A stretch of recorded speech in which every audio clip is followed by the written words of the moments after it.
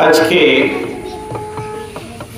জুনের 3 তারিখ 2024 ইংরেজি সোমবার কুমিল্লা জেলার ঐতিহ্যবাহী বদুর অঞ্চলে ক্যান্টনমেন্ট পার্শ্ববর্তী বদুর এলাকায় অবস্থিত মারকাজুত তাকওয়া মাদ্রাসা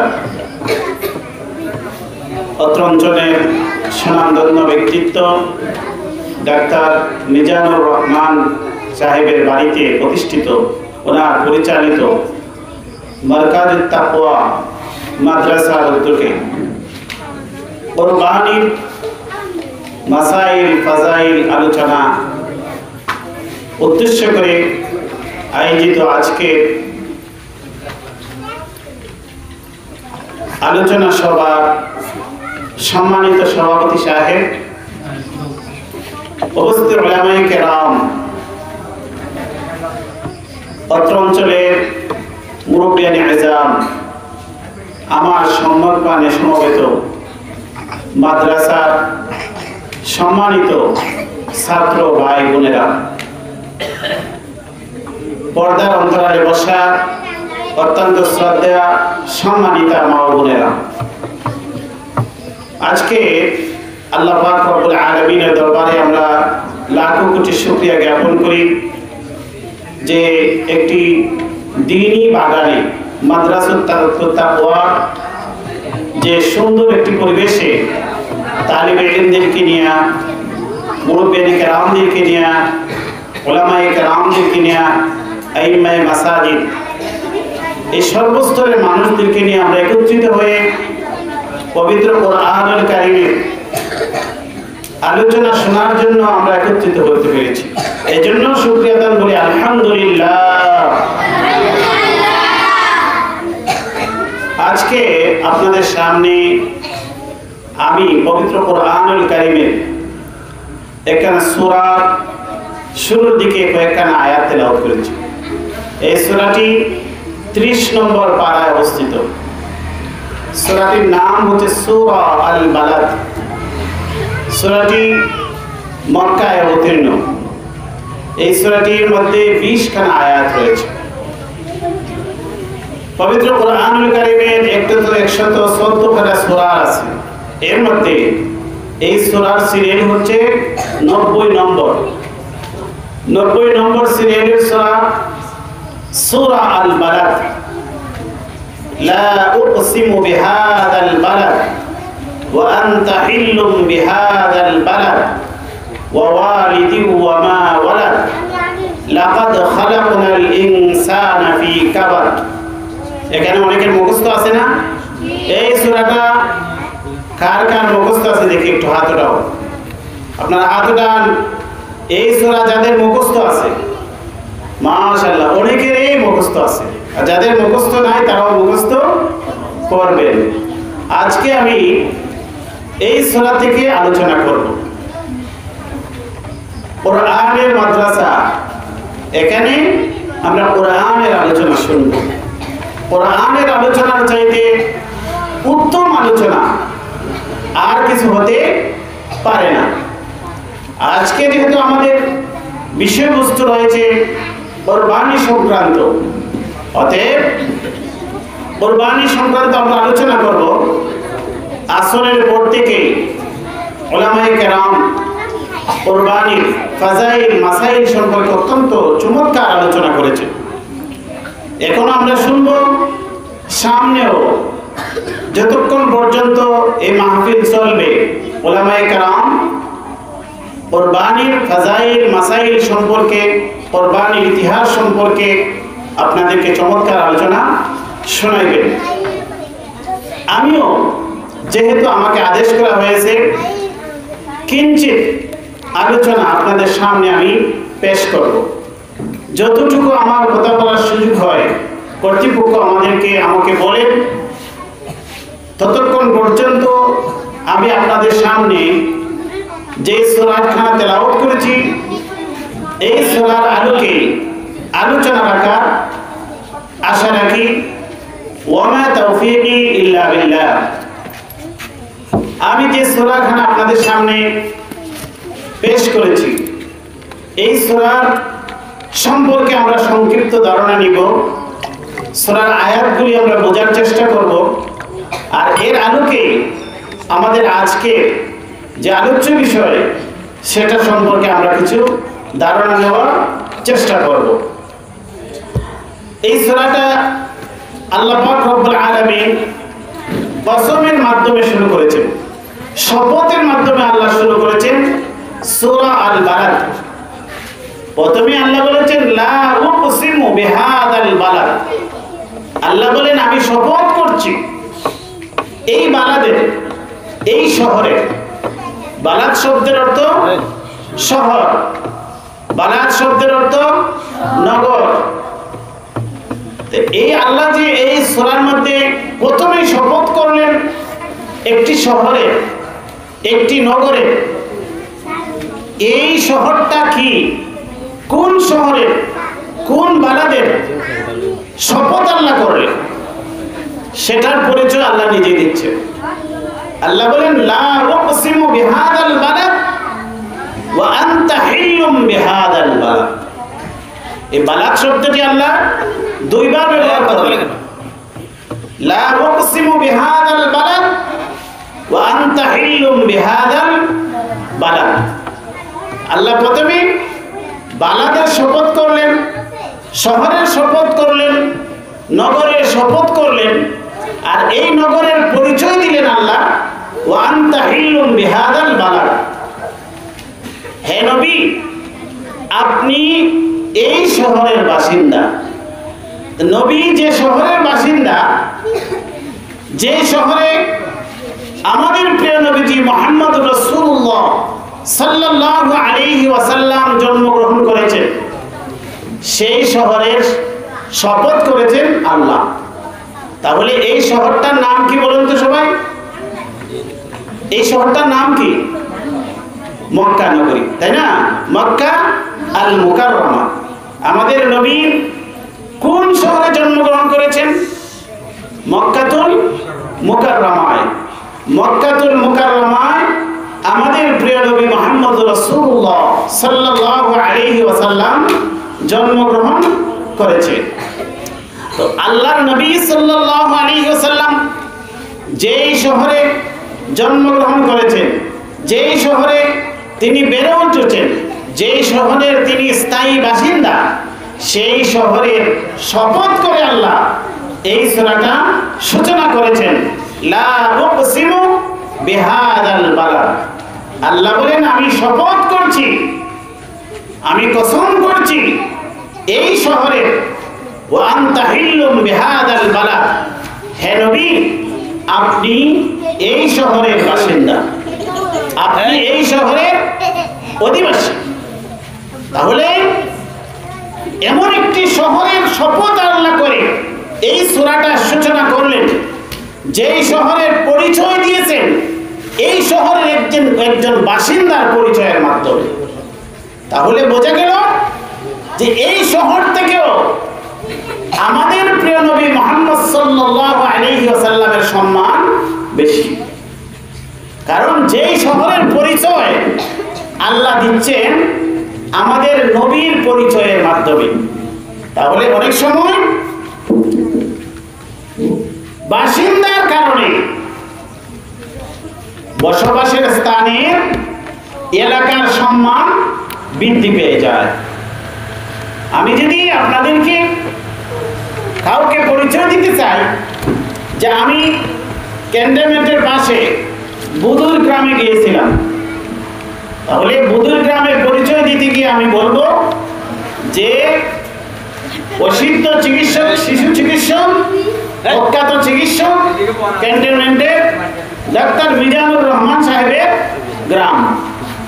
তাহলে বুদুর গ্রামটা এমনিতেই সম্মানিত, প্রসিদ্ধ, আবার আরেকজন সম্মানিত ব্যক্তির পরিচয় যখন দিব তখন এই গ্রামটার পরিচয়, এই গ্রামটার মর্যাদা আরো বৃদ্ধি পেয়ে যাবে। তো আল্লাহ পাক রব্বুল আলামিন মক্কা নগরীকে সম্মানিত করেছেন।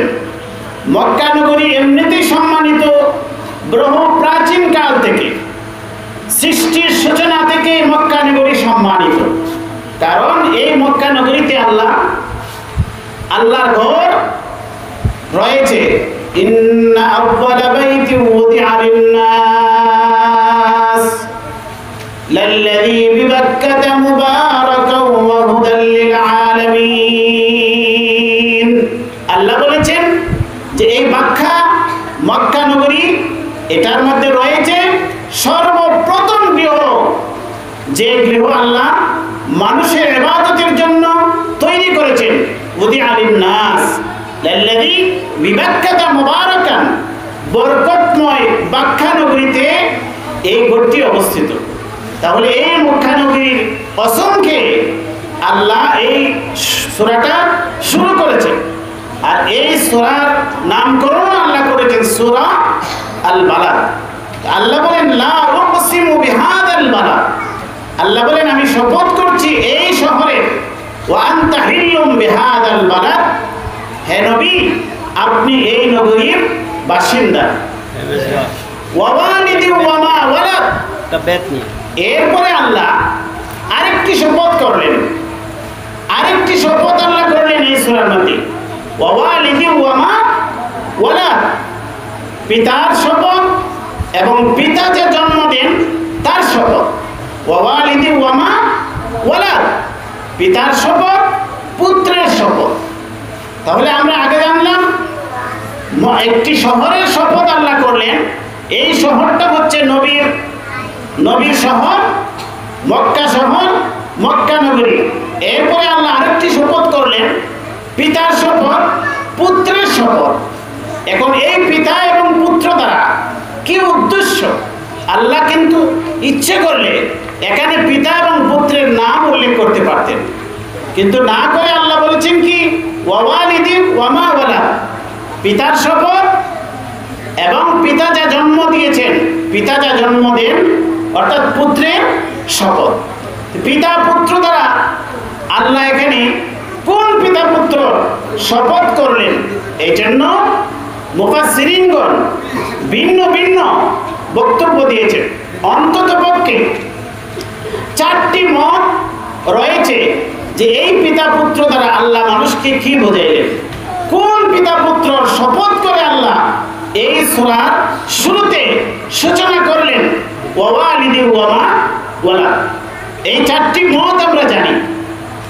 প্রথম মত হচ্ছে তাফসীরের জানলাইনে যা উল্লেখ করা হয়েছে, সেটা হচ্ছে এখানে পিতা পুত্র দ্বারা উদ্দেশ্য, পিতা হচ্ছেন আদি পিতা হযরত আদম আলাইহিস সালাতু ওয়াস সালাম, আমাদের সবার গোটা মানব জাতির যিনি আদি পিতা তিনি হচ্ছেন হযরত আদম আলাইহিস সালাতু ওয়াস সালাম। আর পুত্র দ্বারা উদ্দেশ্য হচ্ছে আদম আলাইহিস সালাতু ওয়াস সালামের যত সন্তান সন্ততি আছে কিয়ামত পর্যন্ত যারা আসবেন এবং অতীতে যারা অতিবাহিত হয়ে গেছেন সমস্ত সন্তানদের শপথ আল্লাহ করলেন। অর্থাৎ এখানে গোটা মানব জাতির শপথ আল্লাহ করলেন। 2 নম্বর মত হচ্ছে যে এখানে ওয়া ওয়ালিদি ওয়ালাদ ওয়া মা ওয়ালাদ, এখানে পিতা পুত্রের শপথ যে আল্লাহ করলেন সেটা হচ্ছে পিতা দ্বারা উদ্দেশ্য হযরত ইব্রাহিম আলাইহিস সালাতু ওয়াস সালাম, পিতা দ্বারা উদ্দেশ্য হযরত ইব্রাহিম আলাইহিস সালাতু ওয়াস সালাম। যেহেতু আল্লাহ মক্কা নগরীর শপথ করলেন, এরপরে মক্কার বাসিন্দাদের শপথ করলেন। এখানে একজন বাসিন্দা হযরত মুহাম্মদ মুস্তাফা সাল্লাল্লাহু আলাইহি ওয়াসাল্লাম, তার কথা আল্লাহ বলেই দিয়েছেন ওয়া আনতা হিল্লুম বিহাদাল বালাদ। এরপরে যে আরো কয়েকজন বাসিন্দার শপথ করলেন, এর মধ্যে একজন হচ্ছেন হযরত ইব্রাহিম আলাইহিস সালাতু ওয়াস সালাম। কারণ হচ্ছে এই শহরের সাথে হযরত ইব্রাহিম আলাইহিস সালাতু ওয়াস সালামের ইতিহাস জড়িত, এবং এখানে যে আল্লাহ বলেছেন ওয়া মা ওয়ালাদ, পুত্রের শপথ, এই পুত্র দ্বারা উদ্দেশ্য হচ্ছেন হযরত ইসমাঈল আলাইহিস সালাতু ওয়াস সালাম। তাহলে এখানে পিতা এবং পুত্রের শপথ করলেন। এরা কোন পিতা এবং কোন পুত্র? তারা হচ্ছেন হযরত ইব্রাহিম আলাইহিস সালাতু ওয়াস সালাম, আর পুত্র হচ্ছেন হযরত ইসমাঈল আলাইহিস সালাতু ওয়াস সালাম। তাহলে আজকে যে আমরা আলোচ্য বিষয় হচ্ছে কুরবানি সংক্রান্ত বিষয়। এই কুরবানির সাথে এই সূরার সম্পর্ক রয়েছে, কারণ কুরবানি যে আমরা দেই বর্তমানে আমাদের দ্বীনে মুহাম্মদী ইসলামী শরীয়তে যে কুরবানির যে ঐতিহ্য, কুরবানির যে ইবাদত যেটা প্রচলিত রয়েছে, সেটার সূচনা করেছিলেন একজন পিতা এবং পুত্র। তারা হচ্ছেন হযরত ইব্রাহিম আলাইহিস সালাতু ওয়াস সালাম আর ওনার পুত্র হযরত ইসমাঈল আলাইহিস সালাতু ওয়াস সালাম। তা আল্লাহ এই পিতা এবং পুত্র তারা কত সম্মানিত, সেই সম্মানিত পিতা এবং পুত্র শপথ করলেন আল্লাহ, ওয়া ওয়ালিদি ওয়া মা ওয়ালাদ, পিতার শপথ এবং পুত্রের শপথ। এরা কেমন পিতা এবং কেমন পুত্র সেটার ইতিহাস আমাদের জানা দরকার। সেজন্য আল্লাহ এখানের মধ্যে পিতা পুত্রের শপথ করেছেন। মুফাসসিরিনগণের দ্বিতীয় মত হচ্ছেন, তারা হচ্ছেন হযরত ইব্রাহিম আলাইহিস সালাম এবং ইসমাঈল আলাইহিস সালাতু ওয়াস সালাম। পিতা এবং পুত্র এরা কোনো সাধারণ পিতা পুত্র নন।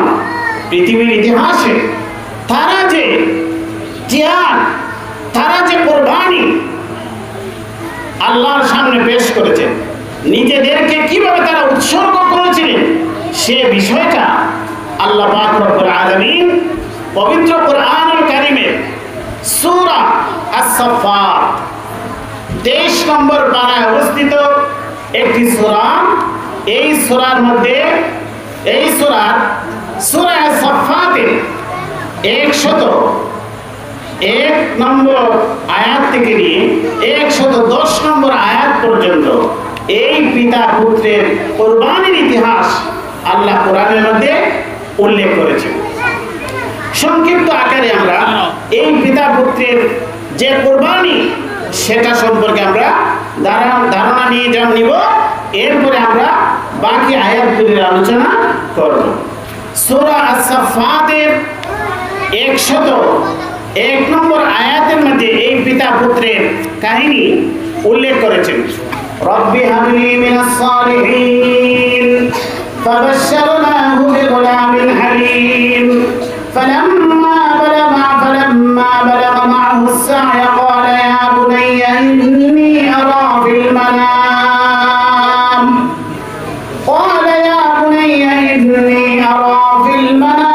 أني أذبحك فانظر ماذا ترى قال يا أبت افعل ما تؤمر ستجدني إن شاء الله من الصابرين।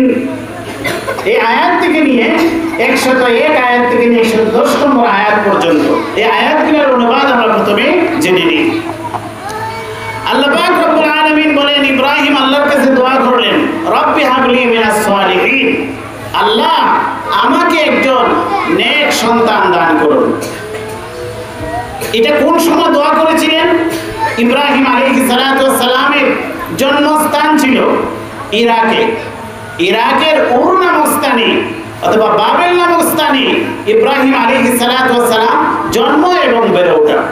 সেখানকার পরিবেশ ছিল মূর্তি পূজারী, সব মানুষের মূর্তি পূজারী করত, মূর্তির পূজা করত। ইব্রাহিম আলাইহিস সালাতু ওয়াস সালাম মানুষদেরকে তাওহীদের দাওয়াত দিলেন, মানুষদেরকে দাওয়াত দিলেন তাওহীদের, কিন্তু মানুষ তাওহীদ মানতে রাজি নয়। এক আল্লাহর ইবাদত করবে, এক আল্লাহকে বিশ্বাস করবে, সেটা মানুষ মানতে রাজি নয়। তারা আল্লাহকে বাদ দিয়ে মেয়ে দেব দেবীর সামনে পূজা করত, দেব দেবীর ইবাদত করত।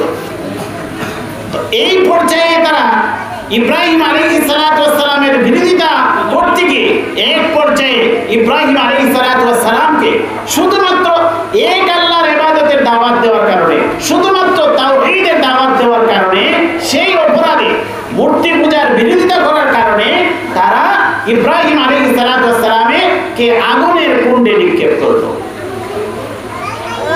আল্লাহ বলেন, কুলনা ইয়া নারু কুনি বারদান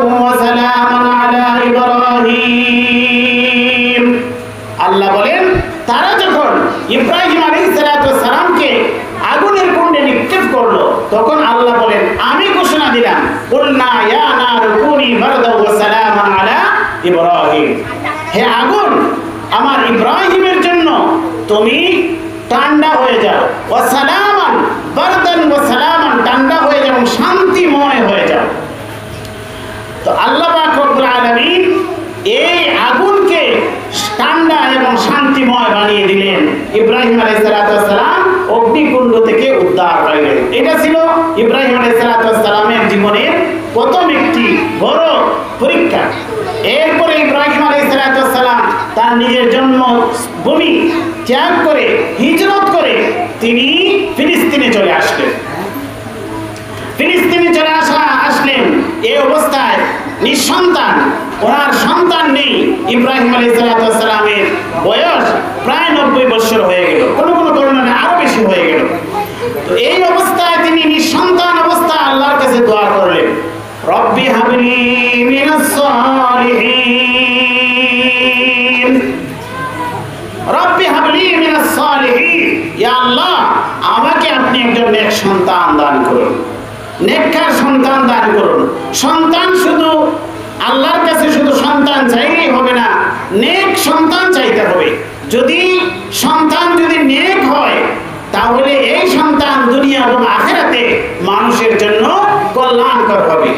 আর যদি নেক সন্তান না হয় তাহলে এই সন্তান মানুষের কোনো কাজে আসবে না, আখিরাতে তো কাজে আসবে নাই, দুনিয়াতেও এই বদকার সন্তান মা বাবার জন্য দুনিয়াতেও কোনো কাজে আসে না, বরঞ্চ মা বাবার জন্য আরো বোঝা হয়ে দাঁড়ায়। এই জন্যই এই মাদ্রাসাগুলোর প্রয়োজন। এই মাদ্রাসাগুলোতে মানুষকে নেককার হওয়ার যে ট্রেনিং, তাকওয়ার ট্রেনিং, এই দারুত তাকওয়া মারকাজুত তাকওয়া মাদ্রাসায় শিক্ষা দেওয়া হয়। তো ইব্রাহিম আলাইহিস সালাম আল্লাহর কাছে দোয়া করলেন, রব্বি হাবলি মিনাস সালিহিন, ইয়া আল্লাহ আমাকে আপনি একজন নেককার সন্তান দান করুন।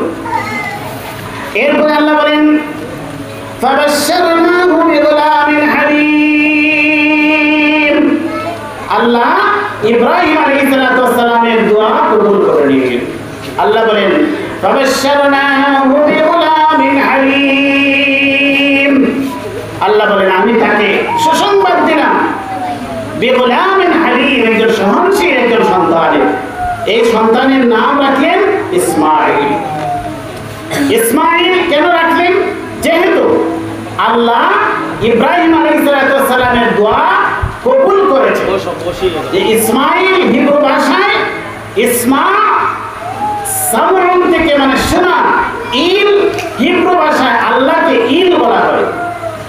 ইসমাঈল মানে কি?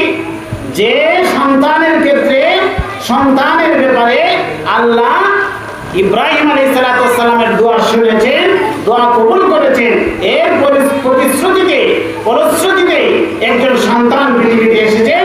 সেই সন্তান হচ্ছেন হযরত ইসমাঈল আলাইহিস সালাম। তো আল্লাহ বলেন, ফাবাশশারনাহু বিগুলামিন হালিম, আল্লাহ বলেন আমি তাকে একজন সহনশীল একজন সন্তান, নেক সন্তানের সুসংবাদ দিলাম।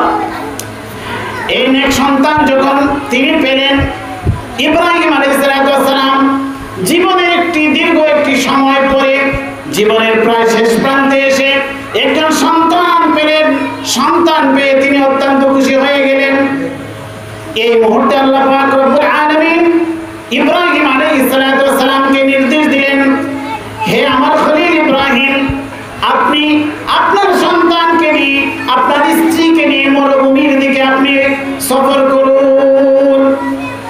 ইব্রাহিম আলাইহিস সালাম এই শিশুপুত্র ইসমাঈল এবং তার মা হযরত হাজেরাকে নিয়ে তিনি রওনা করলেন অজানা এক পথের দিকে, মরুভূমির দিকে তিনি অগ্রসর হতে লাগলেন আল্লাহর হুকুমে। আল্লাহর হুকুমে তিনি যেতে লাগলেন। যেহেতু আল্লাহর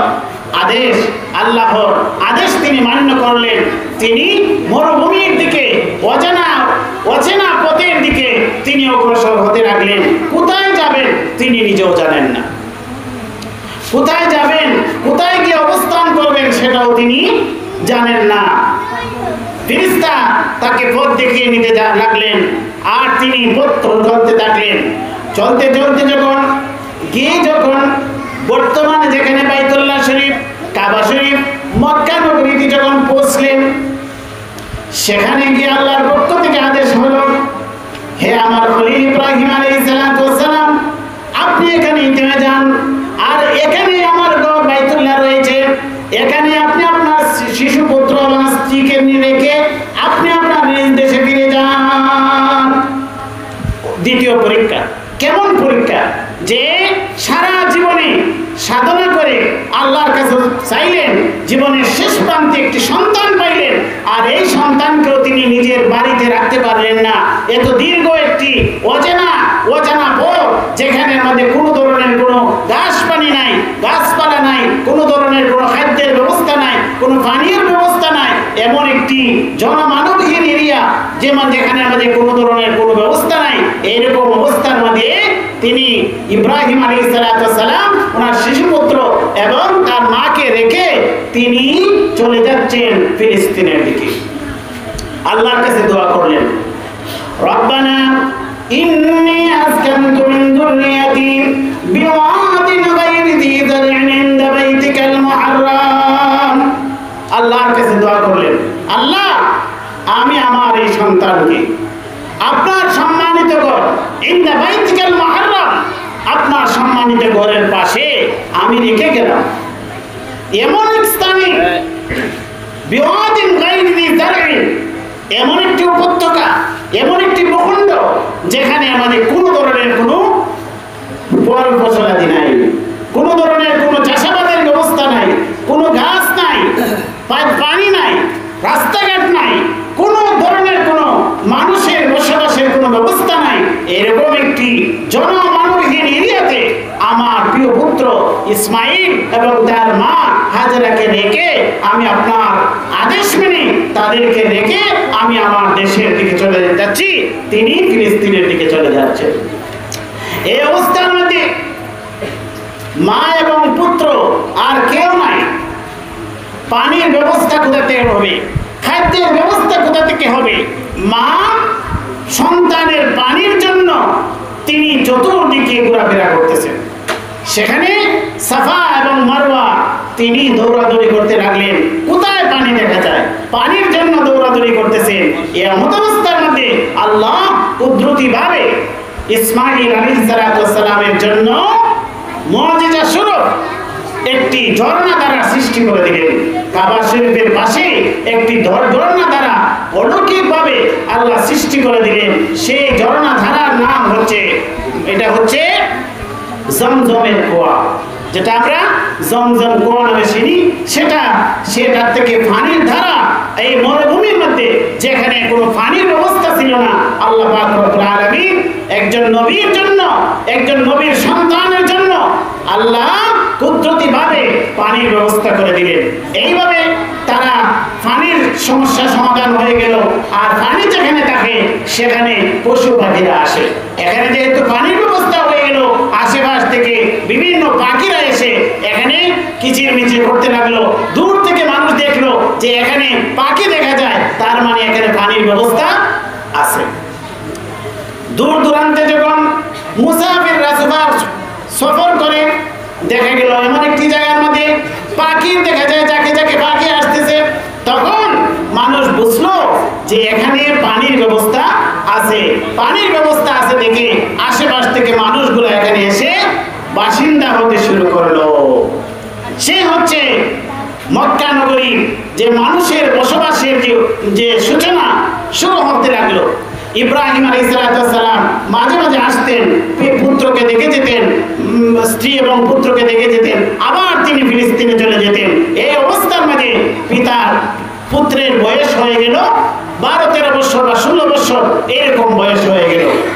আল্লাহ বলেন, فلما بلغ معه السعي قال يا بني إني أرى في المنام أني أذبحك فانظر ماذا ترى। আল্লাহ বলেন, যখন এই সন্তান বাবার সাথে চলাফেরা করা, বাবার সাথে কাজকর্ম করার বয়সে যখন উপনীত হলেন, 12-13 বছরের ছেলে অথবা আরেকটু বড়, এরকম যখন হইলেন, বাবার সাথে চলাফেরা করতে পারেন, কাজকর্মে সহযোগিতা করতে পারেন, এই বয়সে যখন তিনি উপনীত হলেন, থেকে আরেকটি পরীক্ষা আসলো। মনোযোগ সহকারে শুনুন, কোরআন থেকে আলোচনা শুনুন। এই বানোয়াট কোনো কিচ্ছা কাহিনী নয়। আল্লাহ কোরআনের মধ্যে যা তুলে ধরেছেন সেটা আমরা বোঝার চেষ্টা করি। আল্লাহ বলেন, فلما بلغ معه السعي قال يا بني إني أرى في المنام। ইব্রাহিম আলাইহিস সালাতু ওয়াস সালাম ওই প্রিয় পুত্রকে বললেন, ইয়া বুনাইয়া, হে আমার প্রিয় পুত্র, হে আমার প্রিয় সন্তান, ইন্নী আরা ফিল মানাম, আমি ঘুমন্ত অবস্থায় ঘুমের মধ্যে আমি স্বপ্নে দেখেছি, আন্নী আযবাহুকা, আমি তোমাকে জবাই করতেছি, আমি তোমাকে কুরবানি করতেছি। আল্লাহ পাক রব্বুল আলামিন ইব্রাহিম আলাইহিস সালাতু ওয়াস সালামকে স্বপ্নের মাধ্যমে আদেশ দিয়ে দিলেন, স্বপ্নের মাধ্যমে জানিয়ে দিলেন, দেখিয়ে দিলেন যে তিনি যেন তার পুত্রকে আল্লাহর রাস্তায় কুরবানি করেন। তাহলে এখন আমরা বুঝতে পারি যে কত কঠিন পরীক্ষা জীবনের একটি প্রান্তে এসে এই সন্তানকে পাইলেন। আর আল্লাহ সন্তান যখন একটু বড় হলো, এই বাবার সাথে চলাফেরার বয়স হয়ে গেল, তখন আল্লাহ আদেশ দিলেন যে তিনি যেন তার পুত্রকে আল্লাহর রাস্তায় কুরবানি করে দেন। কত কঠিন পরীক্ষা। আল্লাহ বলেন, فلما بلغ معه السعي قال يا بني إني أرى في المنام أني أذبحك فانظر ماذا ترى। পিতা ইব্রাহিম আলাইহিস সালাতু ওয়াস সালাম, পুত্র তিনি ভবিষ্যতে নবী হবেন। পিতা পুত্রের সাথে পরামর্শ করলেন, বললেন, ফানজুর মাযা তারা, আমি যে এই স্বপ্ন দেখেছি, আল্লাহর পক্ষ থেকে যে আদেশ এসেছে, এই ব্যাপারে তুমি তোমার মতামত জানাও। ফানজুর মাযা তারা। ইব্রাহিম আলাইহিস সালাতু ওয়াস সালাম তিনি যেহেতু নেককার সন্তান, ভবিষ্যতে এই সন্তান নবী হবেন, এই জন্য তিনি নবী সুলভ জবাব দিলেন, নেককার সুলভ জবাব দিলেন। বাবার আনুগত্যশীল ফরমাবরদার সন্তান হিসেবে, আল্লাহর ফরমাবরদার সন্তান বান্দা হিসেবে তিনি জবাব দিলেন, ক্বালা ইয়া আবাতি ফাআল মা তুমার সাতাজিদুনি ইনশাআল্লাহু মিনাস সাবিরিন।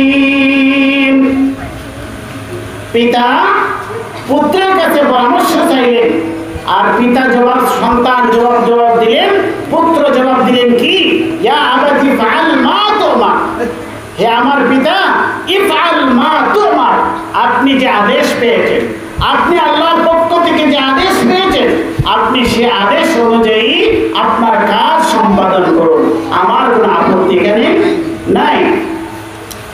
সাতাজিদুনি ইনশাআল্লাহু মিনাস সাবিরিন। কত সুন্দর জবাব দিচ্ছেন, বললেন সাতাজিদুনি ইনশাআল্লাহ, ইনশাআল্লাহ আল্লাহ যদি চান তাহলে আমাকে আপনি পাবেন মিনাস সাবিরিন, আমি ধৈর্যশীলদের অন্তর্ভুক্ত। আমাকে আপনি অধৈর্য পাবেন না, আমাকে পাবেন সাবিরিনদের অন্তর্ভুক্ত। সাতাজিদুনি ইনশাআল্লাহু মিনাস সাবিরিন। তিনি বললেন আপনি আমাকে সাবিরিন বান্দা, ধৈর্যশীল বান্দার মধ্যে আমাকে পাবেন। ফালাম্মা আসলামা ওয়া তাল্লাহু লিল জাবিন। মনোযোগ সহকারে শুনুন, নীরব থাকুন, কোরআন থেকে আলোচনা। আল্লাহ বলেন, ফালাম্মা আসলামা ওয়া তাল্লাহু লিল জাবিন। আল্লাহ বলেন যে এই পিতা পুত্র আল্লাহর আদেশের সামনে তারা আত্মসমর্পণ করে দিলেন। ফালাম্মা আসলামা, তারা পিতা পুত্র উভয়ে মুসলিম হয়ে গেলেন। মুসলিম হওয়া মানে আল্লাহর আদেশের সামনে নিজেদেরকে উৎসর্গ করে দেওয়া। এখান থেকে মুসলিম নাম এসেছে আমাদের। এই জন্য মুসলমানদের পিতা, মুসলমানদের মুসলিম জাতির পিতা হযরত আদম আলাইহিস সালাতু ওয়াস সালাম। মিল্লাত আবিকুম ইব্রাহিম হুয়া সাম্মাকুমুল মুসলিমিন। এখানে পিতা পুত্র উভয়ে আল্লাহর হুকুমের সামনে আমরা যে মুসলমান আসলে মূলত কোনো বংশের নাম নয়, মুসলমান মূলত কোনো গোষ্ঠীর নাম নয়। মুসলমান হচ্ছে যারা এই বৈশিষ্ট্য ধারণ করবে, যারা আল্লাহর হুকুমের সামনে নিজেদেরকে আত্মসমর্পণ করবে, নিজেদেরকে উৎসর্গ করে দিবে, এরাই হচ্ছে মুসলমান। এই জন্য আমরা হচ্ছে মুসলিম। আমরা ইব্রাহিম আলাইহিস সালাতু ওয়াস সালামের মিল্লাত, ইব্রাহিম আলাইহিস সালাতু ওয়াস সালামের যে আদর্শ, সেটাকে আমরা লালন করি। এই জন্য রাসূলুল্লাহ সাল্লাল্লাহু আলাইহি ওয়াসাল্লামকে প্রশ্ন করা হয়েছিল, মা হাযিহিল আযাহি ইয়া রাসূলুল্লাহ, আমরা যে কুরবানি করি এটা কি? রাসূলুল্লাহ সাল্লাল্লাহু আলাইহি ওয়াসাল্লাম বললেন, সুন্নাতু আবিকুম ইব্রাহিম, এটা তোমাদের পিতা ইব্রাহিম আলাইহিস সালাতু ওয়াস সালামের সুন্নাত। যাই হোক, আমরা সামনে অগ্রসর হই। আল্লাহ বলেন, ফালাম্মা আসলামা ওয়া তাল্লাহু লিল জাবিন, পিতা পুত্র উভয় একমত হয়ে গেলেন। পিতাও একমত হয়ে গেলেন পুত্রকে কুরবানি করবেন, আর সন্তানও পিতার সাথে একমত হয়ে গেলেন, তিনি কুরবানি হয়ে যাবেন। ওয়া তাল্লাহু লিল জাবিন, আল্লাহ বলেন ওয়া তাল্লাহু লিল জাবিন, ইব্রাহিম আলাইহিস সালাম তার পুত্রকে কাত করে শুইয়ে দিলেন, এমনভাবে শুয়ে দিলেন যে তার কপালের একটি অংশ মাটির সাথে লেগে যায়, এরকম ভাবে কাত করে শুয়ে দিলেন কুরবানি করার জন্য। ওয়াতাল্লাহু লিল জাবিন ওয়া নাদাইনাহু আইয়া ইব্রাহিম, আল্লাহ বলেন যে আমি আহ্বান করলাম, নাদাইনাহু, ইব্রাহিমকে আমি ডাক দিলাম, হে ইব্রাহিম, ইয়া ইব্রাহিম, কদ সাদ্দাকতার রুয়া, আপনি আপনার স্বপ্নকে বাস্তবায়ন করেছেন। স্বপ্নের মাধ্যমে আপনি যে আদেশ পেয়েছিলেন সেটা আপনি বাস্তবায়ন করে ফেললেন। আসলে কি জবাই করেছেন? কিন্তু জবাই করার আগে আল্লাহ বলেন যে আপনি আপনার স্বপ্ন বাস্তবায়ন করে ফেলেছেন। কারণ আল্লাহ তো আসলে উদ্দেশ্য ছিল না যে পিতা তার পুত্রকে জবাই করুক, জবাই করাটা আল্লাহর উদ্দেশ্য ছিল না। আল্লাহ তাদেরকে পরীক্ষা চেয়েছিলেন। সেই পরীক্ষার জন্য তারা যেহেতু চূড়ান্ত পর্যায়ে তারা প্রস্তুতি নিয়ে নিলেন, কিন্তু আল্লাহ এর আগে বললেন, ক্বাদ সাদ্দাকতা রুয়া ইন্না কাযালিকা নাজজিল মুহসিনিন, হে ইব্রাহিম, আপনি আপনার স্বপ্নে প্রাপ্ত যে আদেশ সেটা আপনি বাস্তবায়ন করে ফেলেছেন। ইন্না কাযালিকা নাজজিল মুহসিনিন, এইভাবে আমি মুহসিনিনদেরকে, আমি নেককারদেরকে, সৎ কর্মশীলদেরকে আমি এইভাবে প্রতিফলন দিয়ে থাকি। ইন্না হাযা লাহুয়াল বালাউল মুবিন, আল্লাহ বলেন এটা হচ্ছে সুস্পষ্ট একটি পরীক্ষা। বালাউল মুবিন, ওয়া ফাদাইনাহু বিযিবহিন আযীম, আল্লাহ বলেন আমি তাকে, অর্থাৎ ইসমাঈলকে, পুত্র ইসমাঈলকে আমি মুক্ত করে দিলাম। ওয়া ফাদাইনাহু বিযিবহিন আযীম, একটি সম্মানিত মহা একটি জবাহের মাধ্যমে, মহা একটি কুরবানির মাধ্যমে। বিযিবহিন আযীম, আল্লাহর পক্ষ থেকে জান্নাতি একটি পশু আল্লাহ ইসমাঈল আলাইহিস সালামের স্থানে রেখে দিলেন, আর ইসমাঈল আলাইহিস সালামকে আল্লাহ সরিয়ে দিলেন। সেখানে জবাই হয়ে গেল কি? একটি জান্নাতি একটি পশু। ওয়া তারাকনা আলাইহি ফিল আখিরিন, আল্লাহ বলেন এই যে ইব্রাহিম আলাইহিস সালাম এখানে পুত্রকে কুরবানি না করে পশু কুরবানি করলেন আল্লাহর আদেশে। এই যে পশু কুরবানির যে সূচনা হলো, এটাকে আল্লাহ বলেন ওয়া তারাকনা আলাইহি ফিল আখিরিন সালামুন আলা ইব্রাহিম, পরবর্তী প্রজন্মের জন্য কিয়ামত পর্যন্ত যত মানুষ আসবে সমস্ত মানুষদের জন্য এই কুরবানির ধারাকে আমি ঐতিহ্য হিসেবে, ইতিহাস হিসেবে আমি ইব্রাহিমের স্মৃতি হিসেবে রেখে দিলাম।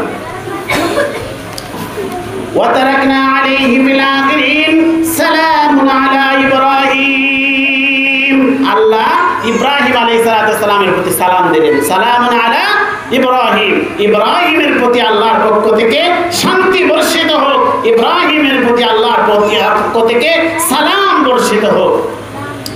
কাযালিকা নাজজিল মুহসিনিন, আল্লাহ বলেন এভাবে আমি মুহসিনিনদেরকে প্রতিদান দান করি।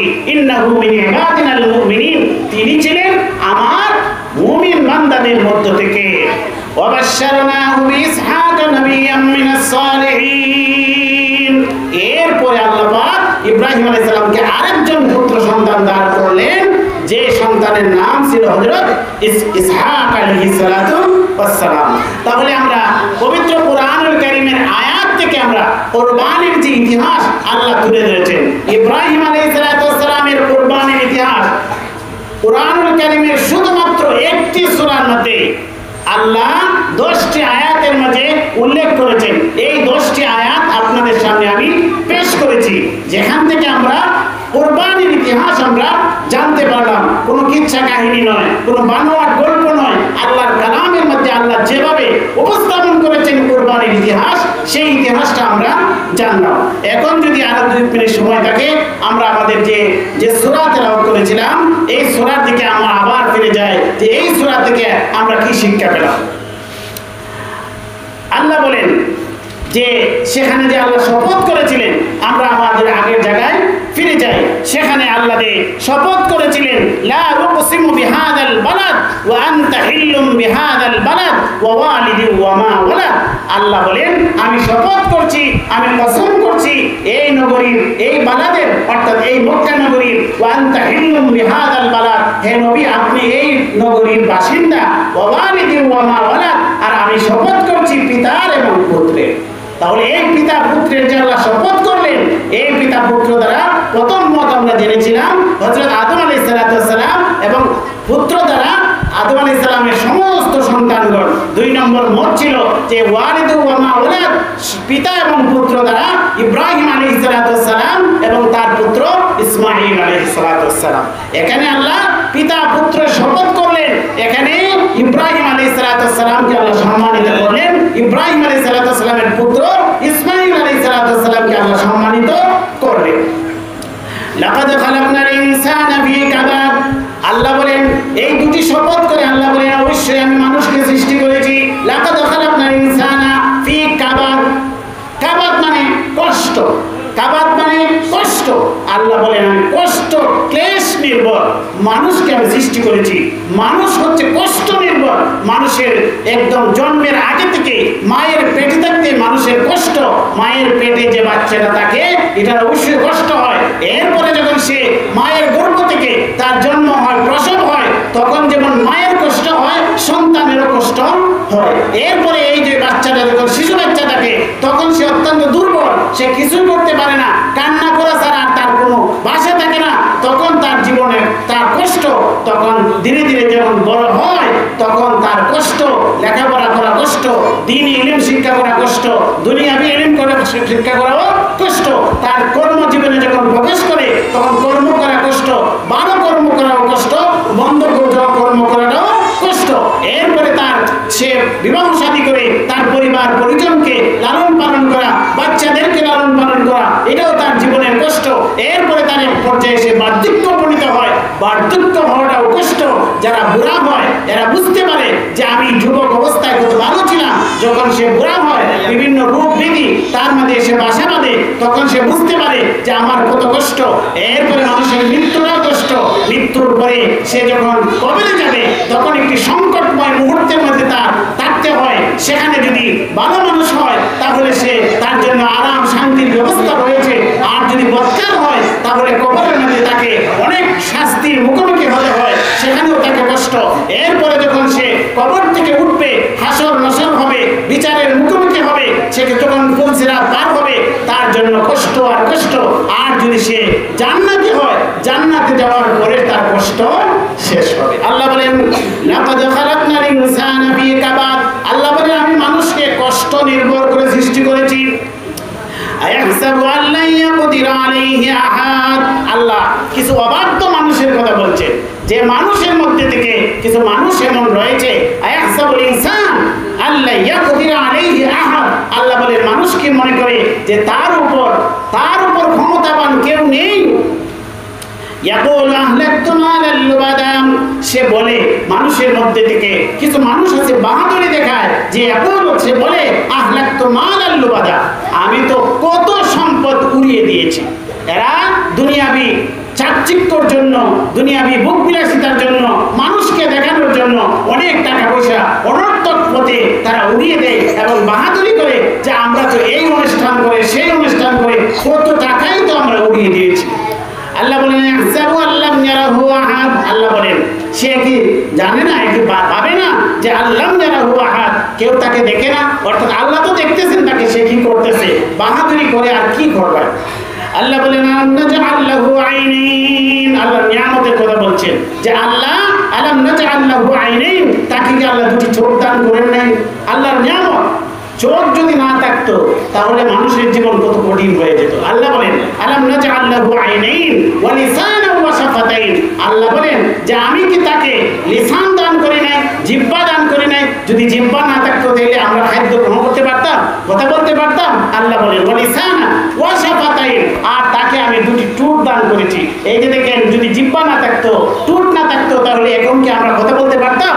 তা আল্লাহ দেখেন কত নিয়ামতের কথা বলছেন। ওয়া লিসানান ওয়া শাফাতাইন ওয়া হাদাইনাহুন নাজদাইন, আল্লাহ বলেন তাকে আমি দুটি পথ দেখিয়ে দিয়েছি, ভালো এবং মন্দ দুটো পথই আল্লাহ দেখিয়ে দিয়েছেন।